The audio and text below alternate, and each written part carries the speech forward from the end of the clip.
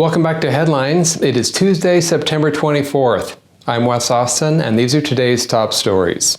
During a rally in Pennsylvania, former President Trump said that he's going to shut down the Department of Education. We spend more money per pupil than any other country by far, and yet we're at the bottom of the list. Out of 40, we're ranked about number 40, and I'm going to close the Department of Education and move education back to the states, and we're going to do it fast. Trump says we're ranked 40th out of 40 countries in education, but that's only because Fortnite doesn't count as a class. If it did, we'd be number 1. Without the Department of Education, kids might discover that 2 plus 2 actually equals 4, no matter what their feelings say.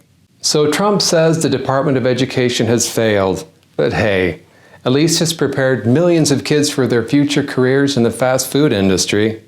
Republicans say that Kamala Harris is responsible for the border crisis, but there really is no evidence of that. Show me one video where Kamala sounded like she was pro-illegal immigration. Down, down with deportation! Up with education! Down, down with deportation! Up with education! Okay, but maybe when she was chanting down with deportation, what she meant was she agreed with it. You know, like, I'm down for some deportation, you know? That's like the cool kids lingo, right? Anyone buying that? No? All right, but this video's several years old, and back then she was practically waving people across the border like a Walmart greeter. It's 2024 and the facts have changed. She's running for president now. It's amazing how fast you can build a wall when you're trying to win Pennsylvania. Ukrainian President Zelensky publicly criticized former President Trump and J.D. Vance, and then was flown into a key U.S. swing state on a taxpayer-funded aircraft. Zelensky arrived in Scranton, Pennsylvania on a U.S. Air Force C-17 and toured a munitions factory supplying arms to Ukraine. He met with Democratic officials, including Governor Josh Shapiro, who so graciously signed artillery shells to be used in the war. Are you wondering what Governor Shapiro wrote on the shell? Well, this is what he wrote. Wishing you were a suppository, Josh. I don't think he wasn't calling the shell Josh. It wasn't like, I wishing you were a suppository, Josh. I think he was signing his name, Josh. Like, I wishing you were a suppository, sincerely, Josh. So we need to continue sending money and weapons to Ukraine. If we do, not only will Zelensky defeat Russia, he might win a few swing states along the way.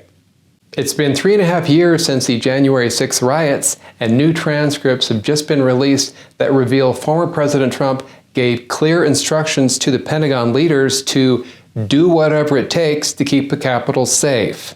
But that's pretty ambiguous. I mean, do whatever it takes to keep the Capitol safe.